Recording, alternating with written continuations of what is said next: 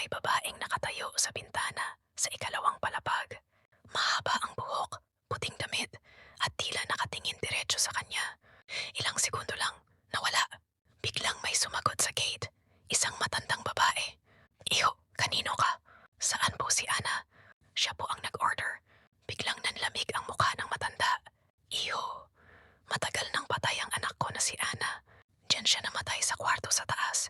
Taon na ang nakaraan. Nanindig ang balahibo ni Marco. Tiningnan niya ang order sa cellphone. Delivered na. May review pa. Salamat, nakauwi ka na ba? Napatakbo si Marco papunta sa motor niya. Paglingon niya sa bintana, nakatayo ulit ang babae. Ngumiti. Kinabukasan, pinalita sa barangay. Isang delivery rider ang naaksidente sa kalsada bandang 12:05 a.m. Dead on arrival. Sa cellphone ni Marco, may huling mensahe na pumasok. Next time, sabay na tayo umuwi.